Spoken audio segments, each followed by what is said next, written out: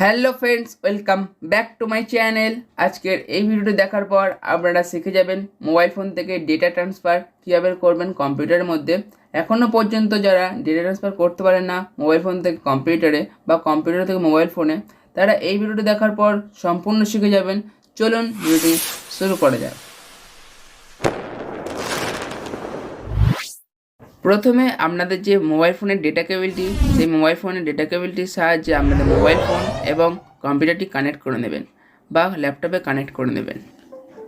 Connection হওয়ার পরে দেখবেন এরকম একটা পপ আপ উইন্ডো শো হবে, শো দ্য চার্জিং। এটাকে ওকে করে নেবেন। নেক্সট ওপরে নোটিফিকেশান প্যানেলে দেখবেন ট্রান্সফারিং মিডিয়া ফাইল ভায়া ইউএসবি, এখানে ক্লিক করবেন।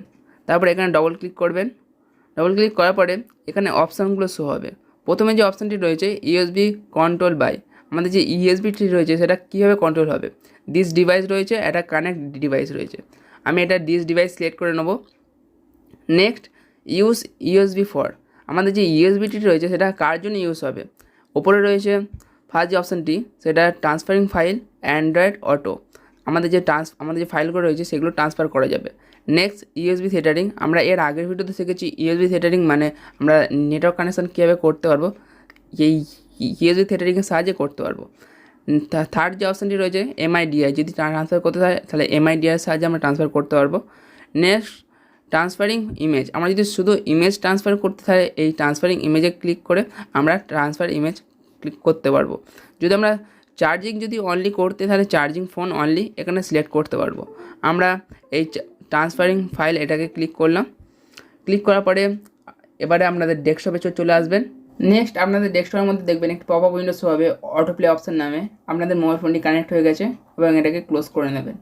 ক্লোজ করে নেওয়ার পরে দিস পিসিকে ওপেন করে নেবেন ডবল ক্লিকের সাহায্যে। দিস পিসিকে ওপেন করে নেওয়ার পরে আপনাদের মোবাইল ফোনটি ডবল ক্লিকের সাহায্যে ওপেন করে নেবেন। ওপেন করে নেওয়ার পরে আপনাদের এখানে একটি অপশান শো হবে, সেটা হলো ইন্টারনাল স্টোরেজ। আমার এখানে দুটো অপশান শো হচ্ছে, একটা ইন্টারনাল স্টোরেজ একটা পার্সোনাল ডিভাইস, কারণ আমার এইচডি কার্ড ইনসার্ট করা রয়েছে মোবাইল ফোনে। যদি আপনাদের এইচডি কার্ড ইনসার্ট করা থাকে তাহলে এইচডি কার্ড ওপেন করতে পারবে। আমি এখানে ইন্টারনাল স্টোরেজ ওপেন করলাম ডবল ক্লিকের সাহায্যে। ইন্টারনাল স্টোরেজ এখান থেকে আপনারা কপি করে কম্পিউটারের মধ্যে পেস্ট করতে পারবেন। আমি এখানে প্রজেক্টটাকে পেস্ট করব, কন্ট্রোল সি বা রাইট ক্লিক করে আপনারা কপি করতে পারবেন। আমি রাইট ক্লিক করে কপি করলাম এবং আমি এটাকে মিনিমাইজ করে দিলাম।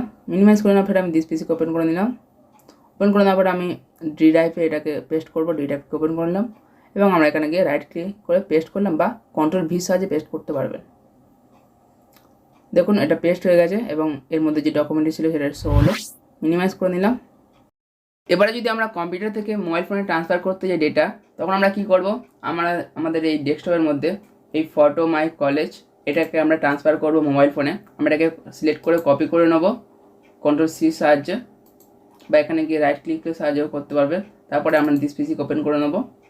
দিস পিসিকে ওপেন করে নেওয়ার পরে আমাদের যে মোবাইল ফোনে ডবল ক্লিক করে ওপেন করে নেব অ্যান্ড ইন্টারনাল স্টোরেজে আমরা এটা পেস্ট করব কন্ট্রোল ভি সাহায্যে। দেখুন এটা পেস্ট হচ্ছে।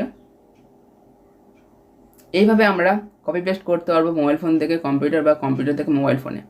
ভিডিওটি যদি ভালো লাগে নিশ্চয়ই লাইক করবেন এবং নিচে কমেন্ট করে জানাতে পারেন আপনারা নেক্সট ভিডিওগুলোর মধ্যে কেমন ভিডিও দেখতে চান। তার আগে চ্যানেলকে সাবস্ক্রাইব করে নেবেন। সম্পূর্ণ ভিডিও দেখার জন্য অনেক অনেক ধন্যবাদ।